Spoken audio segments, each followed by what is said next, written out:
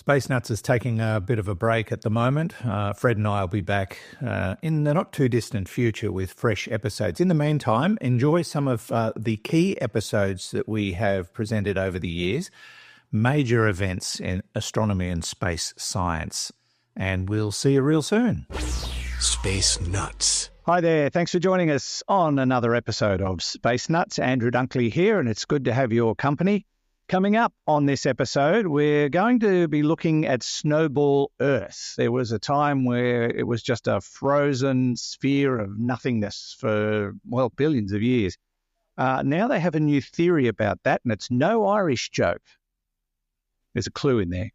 The Dinosaur-Asteroids Origin has been revealed. Yep, the thing that started the getting rid of them all across the planet.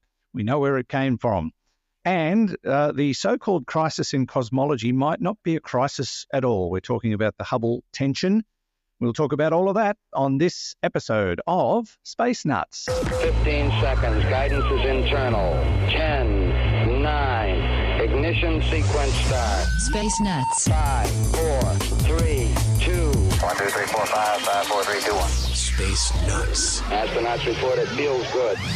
And to help us unravel all of that, decipher it, and use his code book to figure a few more things out is Professor Fred Watson, an astronomer at large. Hello, Fred. Hello, Andrew. Keep up the good work there. It's going very well. It's good to see you. Now, I thought I'd sort of start out of left field because I spotted a story only today, actually, which dovetails with something we talked about some time ago, and that was the work that's being done to perfect engine technology to achieve greater speeds for interstellar travel in years to come, or maybe not interstellar, but interplanetary perhaps. And we know NASA is working on this kind of technology to create really fast and high-performance engines. They're working with, I think it's General Electric to achieve that. They may have been gazumped, Fred. Have you heard about this? No. The Chinese claim to have developed a new engine that can achieve a speed of 12,000 miles per hour, or 19,700 kilometers an hour. And the aircraft can reach an altitude of 30 kilometers. Now, you compare that to the Concorde, it's Mach 16 versus Mach 2, which is an extraordinary claim. Now, apparently they've released a paper which has been peer-reviewed, from what I understand, and it's not April the 1st. I'm confident of that. So they reckon that they've made this leap in technology to develop a Mach 16 engine. And just think of this, Fred, you'd be able to fly from Sydney to New York in 50 minutes. Yes, that's right. 50 minutes. That's extraordinary if it's real, and I don't see why it wouldn't be, but you never know with these things. But apparently, according to the paper, the engine operates in two modes. There's a continuous rotating detonation engine, which is a scary thing in itself by the sound of it, which will get it to Mach 7. And, the air and the fuel create a rotating shock wave with continuous thrust. And then a straight line oblique detonation engine, which fires above Mach 7 and pushes it all the way to Mach 16. It sounds amazing. How far short they are of getting this into production, I don't know, but it certainly sounds like it's in development. That would be amazing to be able to achieve those kinds of speeds. It would revolutionize travel around the world. But it's been done already. Hasn't it? Yeah, the British have been working on this for decades now with their it's an air-breathing, it's a hybrid engine that breathes air at low altitudes and turns into a rocket motor when you get above the Earth's atmosphere. Yeah, I think I did hear about that. I didn't know it got to those sorts of speeds. Yeah, well, it's capable of entering orbit, so it can get up to 26,000 kilometers an hour. But it's then acting as a rocket motor. So it's the project was called well, HOTOL was the style of thing, horizontal takeoff and landing. So it flies like a plane, takes off like a plane with the air-burning jet engines, just gradually accelerates, clicks over into being a rocket motor when the atmosphere gets too rarefied, and then sends you up to orbit. But as I remember rightly, I think it's called the Sabre, the engine. If I remember rightly, it's the Sabre. But the big problem was keeping the air cool. And there was the main breakthrough was apparently a heat exchanger that could bring the temperature of the air down from 700 degrees Celsius or something to liquid nitrogen temperatures in something like 1,000th of a second as it passes through the engine. And that was a big breakthrough. Now, I think we've spoken about it before a long, long time ago, because there hasn't really been much news. It was being supported by the British government. I don't know whether that support has now dwindled, because it would be, the idea about this was economics. It was to be able to have the same spacecraft that will take you up there and bring you back, and was completely reusable. And to some extent, I think Elon Musk's SpaceX and their Falcon 9s have kind of cornered the market on that, because they've now got reusable spacecraft which are routinely being used every day almost. So maybe there's no space for it. But yeah, it's extraordinary technology, and I'm sure the Chinese technology is above board, what you've just been describing. Yeah, it's from the Beijing Power Machinery Institute, and they've published their paper in the Chinese Journal of Propulsion Technology. Yeah. I can see a problem with it, though. Let's say they do create an airliner that can do that trip in 50 minutes from New York to Sydney, for example. You'd leave at 7 o'clock in the morning in New York. You'd arrive at 11 p.m., 50 minutes later in Sydney.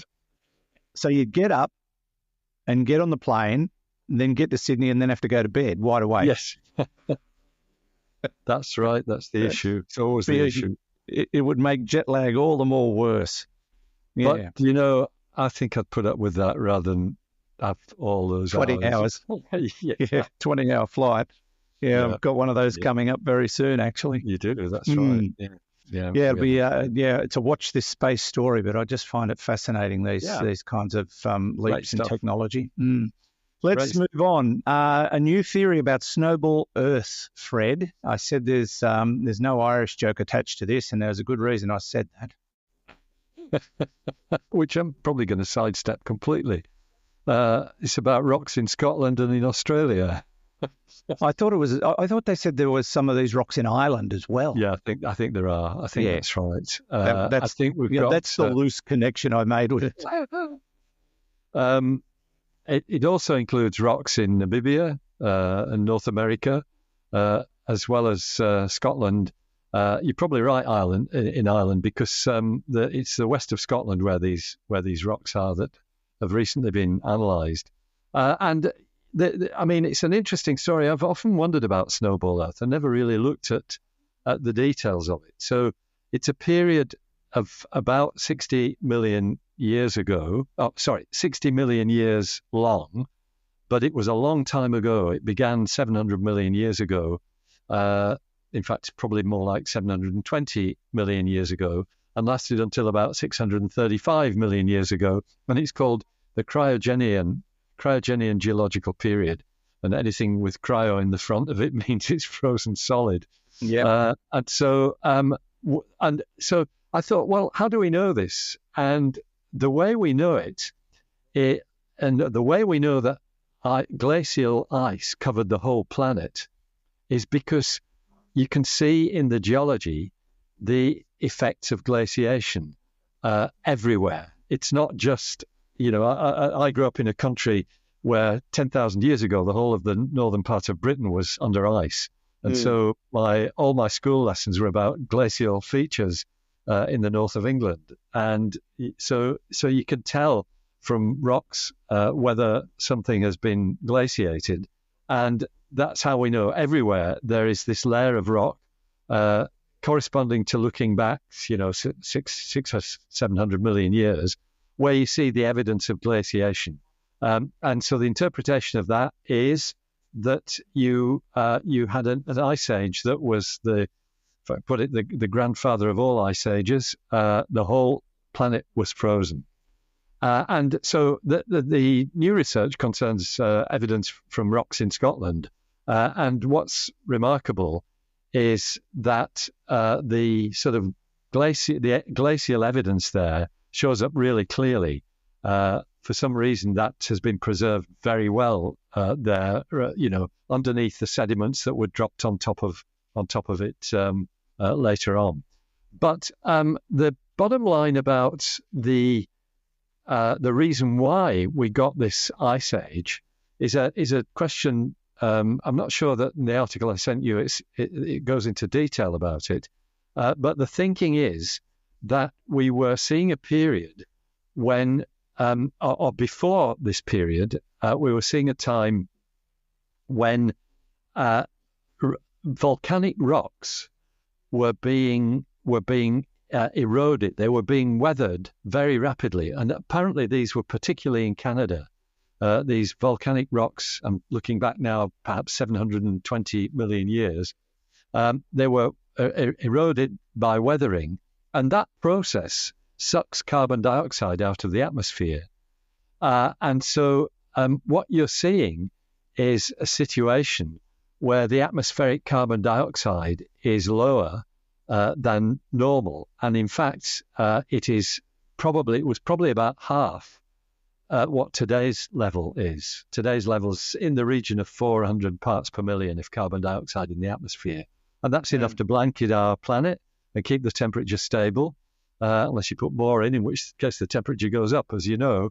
But if you drop too far down, then you get an ice ball. They estimate the atmospheric carbon dioxide levels back in the cryogenic period or cryogenonian period. They estimate they were below 200 parts per million. And what that does is lets the heat just radiate out into space, and you lose heat. The Earth's surface becomes very cold, and basically you get the Snowball Earth. You get an Earth that is covered with ice. It's the same sort of thing that we think happened on Mars. Mars has very low carbon dioxide content, and that's why we think it got cold and dry rather than warm and white as it once was. There's a lot of moving parts to this story, but one of the things I found most interesting was that if this mega freeze hadn't happened, life as we know it may not have developed. Because up until this time, it was just microbial, that was it. That's correct. And the thinking, yes, it was single-celled organisms until that time, and they were around for 3 billion years or so. Nothing happened except these single-celled organisms, principally cyanobacteria. They just did their thing and got on with life, but didn't evolve in any way. But the end, this end of the glacial period, was such a sort of rapid climate change by the standards of the time, by geological standards, that the thinking is that you'd got almost an arms race to adapt to this new situation where the microbes are not permanently in deep freeze. You've got a warming climate, and the evolution of the microbes kicks in at a much higher level than it was before. And that is where we think that the multicelled organisms started to be formed, and that's what are the ancestors of all the animals that we see today. Yeah, so basically those who survived the thaw or adapted to it created life as we know it. Yeah, that's this extraordinary sort of factor to come out of it. The other thing correct me if I'm wrong, but these rocks we were talking about in Ireland and Scotland and Australia and everywhere else, the reason that these are so different is I believe these were rocks that actually stuck out of the ice. Is that correct? During that yes, freeze period? They may have done, or at least been subject to less glacial activity. So yes, they may have had only a thin layer of ice over them rather than be under kilometers of ice. So I think you're right there. And just to confirm, you're quite right that some of these rocks are in Ireland as well. I hadn't spotted that, Andrew, in my reading of the paper. But yes, so you've got so particularly, you've got these rocks on some of the Scottish islands. These are small islands called the Gavellichs, and it's basically in the west of Scotland.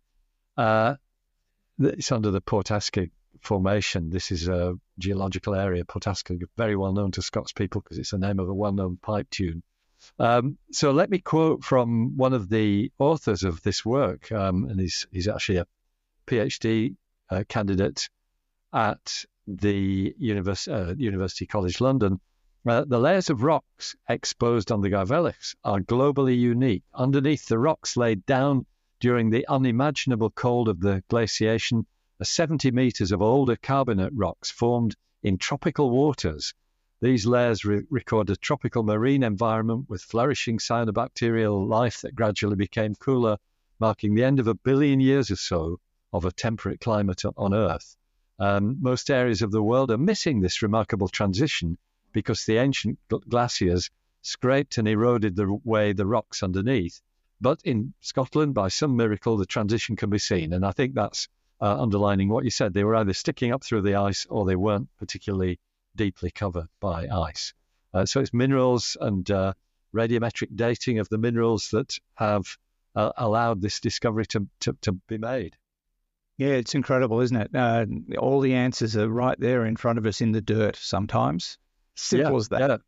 That's how we know so much about the history of not just our planet, but the other planets of the solar system. Just learn from looking at the rocks. That's right. Yeah, fantastic.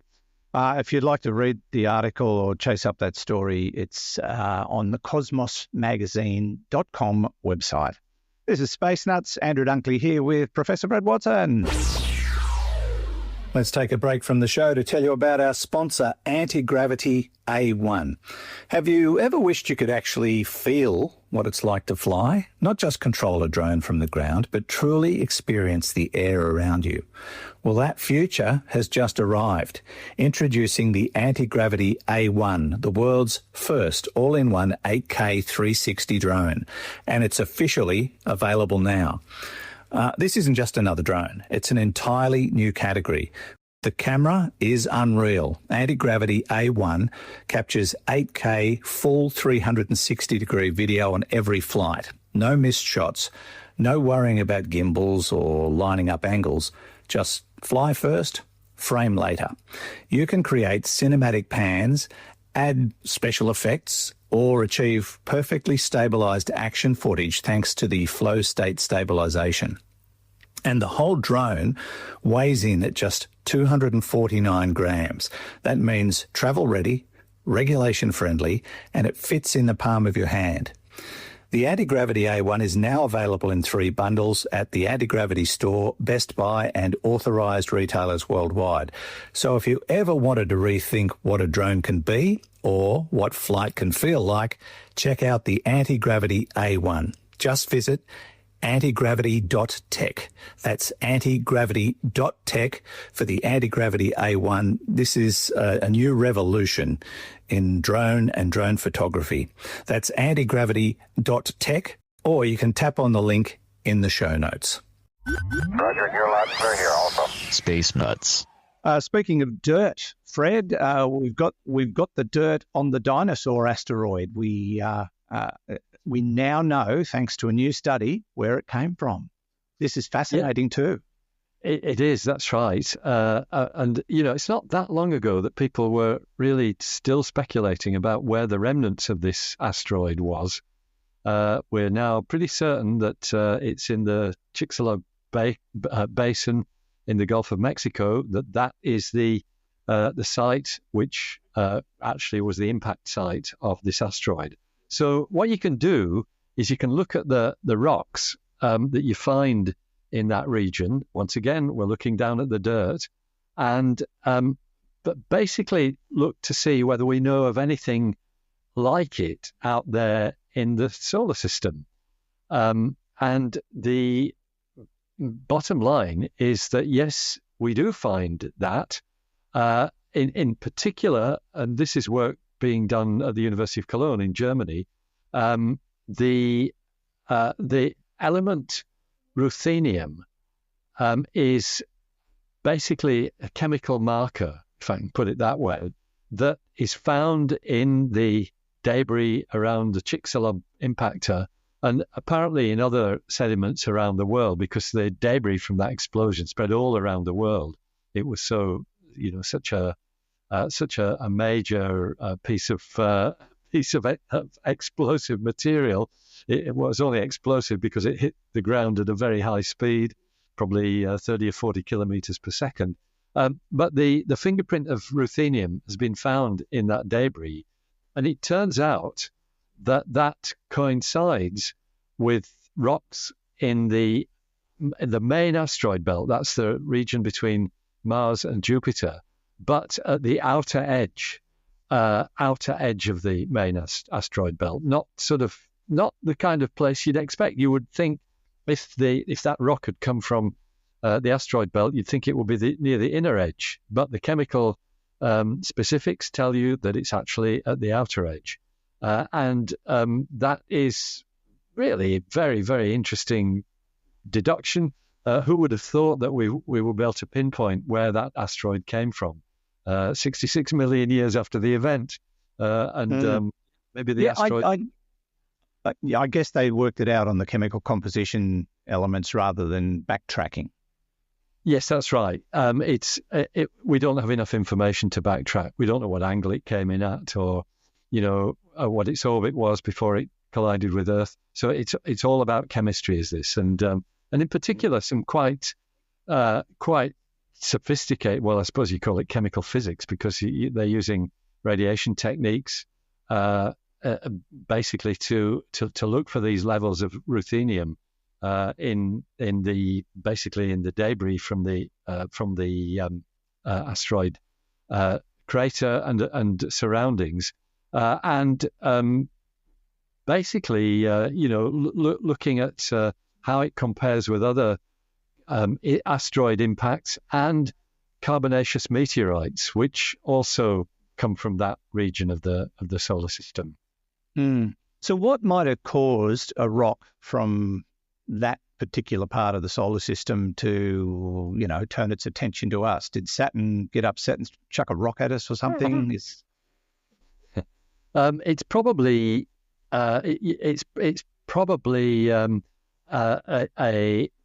just a gravitational disturbance, something that disturbed the orbit of this asteroid in its comfortable zone of the asteroid belt, maybe an interaction with another asteroid, because when objects come together, they needn't necessarily collide, but if they can interact with each other gravitationally so that one of them gets thrown out of its orbit, and it's possible that would have been the case. It's kind of like being in a crowd at a Chinese supermarket, really. That's what it's like. Yes. You didn't want to go that way, but you ended up going. You have to go that way. Yeah, just because everything's so crowded. It's a bit like that. The thing is that event, whatever tipped it out of its comfortable orbit, that might have happened a long time before the 66 million year date ago that we have for the impact, for the extinction of the dinosaurs. So it might have been in an orbit that intersected the Earth's orbit for a long, long time before the crunch finally came, when it tried to be in the same place at the same time as the Earth. So there's details for this story that we still have a long way to finding out. But it may well have been, as I said, it's either a collision with another asteroid, or maybe even something like the gravitational pull of gas giants. Maybe Jupiter perturbed that object's orbit in such a way that it interacted with another asteroid and got thrown out of the asteroid belt. We probably will never know that. It's interesting enough, I think, to discover whereabouts it came from. Yes. The other thing that came out of this is that it all but writes off that this was a comet impact. Yeah. But not absolutely. Yeah, that's right. There's still a possibility, but comets are a different beast from asteroids. They contain lots of ice as well as the rock, and that means that the chemistry of the the residual material from the impact would have different properties. So I think it's you can never say never, but the body of opinion seems to be that it was actually an asteroid rather than a comet. Yeah. I do have just one more question about this story, and this is the most important one for it. Most important. You mentioned the element ruthenium. Yes. So was the person who discovered that named Ruth? That's a good question. I'd have to take that one on notice, but my guess is that that's where the name came from. Or I was wondering that. Maybe it was somebody who was ruthless. Oh, And they thought, yeah, I'll call it ruthenium because I'm ruthless. Who knows that? yeah. That's a thought too. That story, if you would like to read it, is available at space.com. This is Space Nuts. Andrew Dunkley here with Professor Fred Watson. 0G,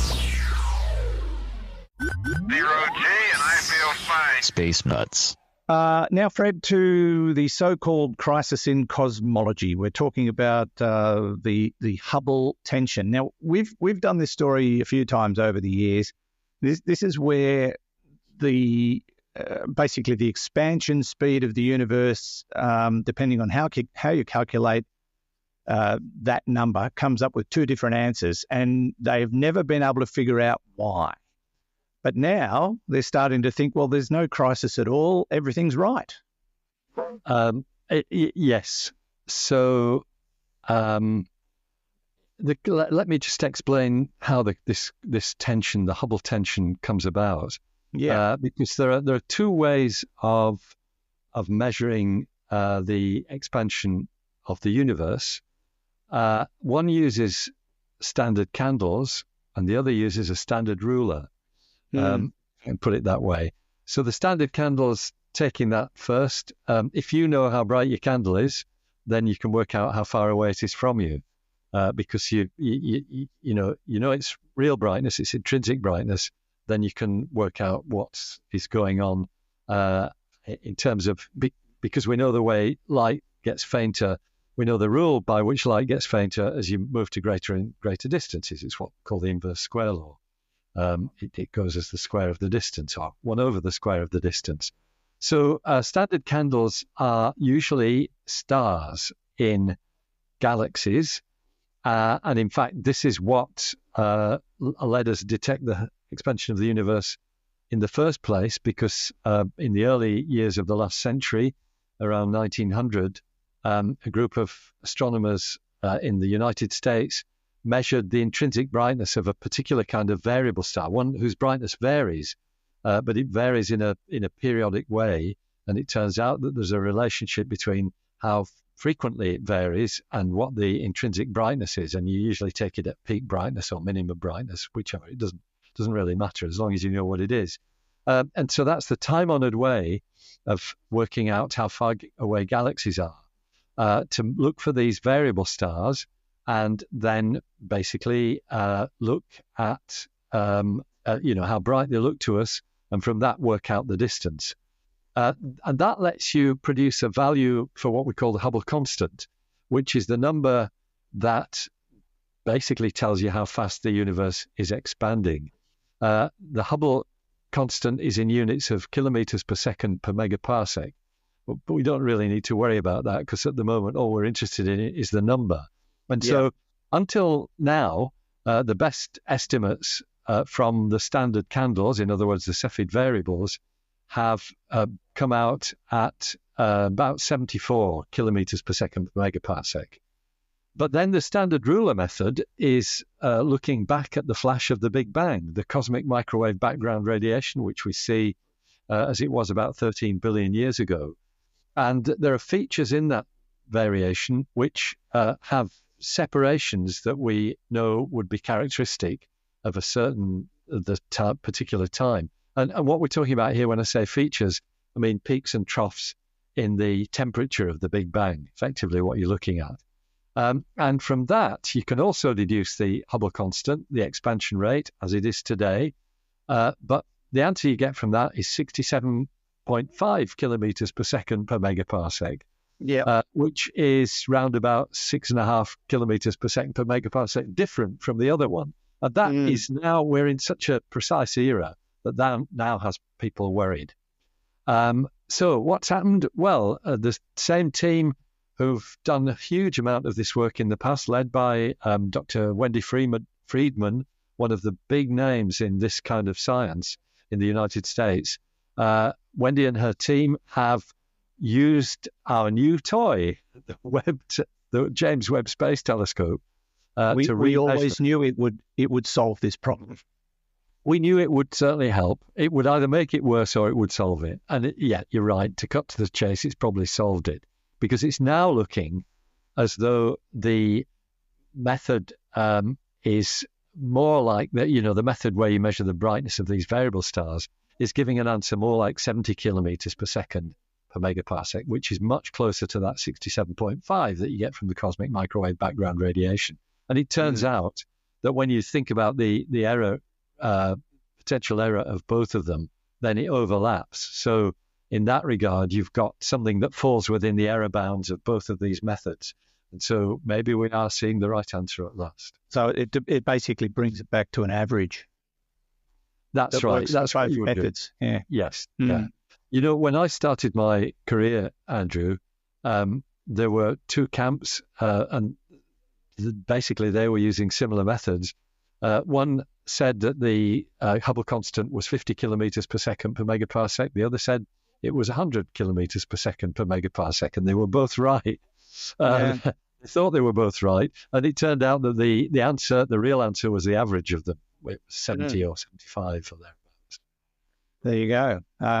Pretty simple solution at the end of the day, but a lot of hard work went into finding it. And we hope that resolves the Hubble tension. It would be great. Hopefully, cosmic crisis disappeared. Yeah. I wouldn't be surprised though in months to come somebody comes up with a debunking theory. Well, there you go. It could happen. But at this point in time, looks like it might have been resolved. This has been frustrating for a long time, but maybe as simple as, hang on a sec, you're both right, and here's why.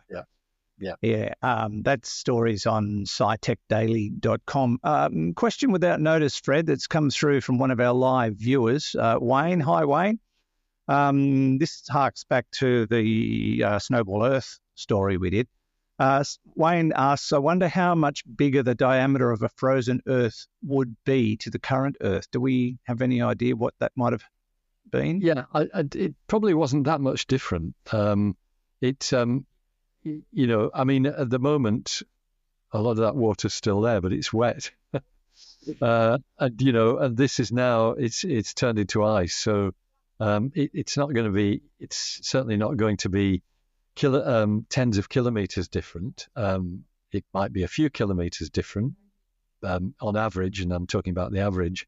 But I don't think it would, it wouldn't have turned into a gas giant or anything like that.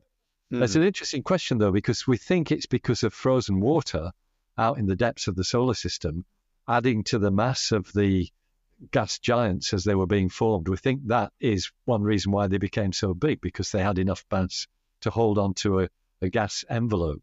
And so it's a good question to ask that. What difference would the ice make? But this is really just a surface layer of ice rather than a solid block of ice, which may be at the core of the gas giants. Indeed. All right. Thank you, Wayne. Nice to get questions without notice while we're going out live during our recording sessions. Good to hear from you. Fred, we're just about done. Thank you very much. A pleasure, Andrew. Good to talk, and some interesting topics, and there'll be more next week. Indeed, there will. Thanks, Fred. Professor Fred Watson, astronomer at large. Don't forget to check us out online, spacenutspodcast.com, spacenuts.io, where you can check out the shop, maybe become a supporter of the podcast if you're interested. Just have a bit of a flick around. And if you follow us on social media, don't forget to like us, follow us, add us to your favorites list, or click the subscribe button, depending on which platform it is. And thanks to Hugh in the studio, as always. And from me, Andrew Dunkley, we will see you again soon on the very next episode of Space Nuts. Bye-bye. Space Nuts. You've been listening to the Space Nuts podcast. Mission complete, Houston. Available at Apple Podcasts, Spotify, iHeartRadio, or your favourite podcast player. You can also stream on demand at Bytes.com. This has been another quality podcast production from Bytes.com.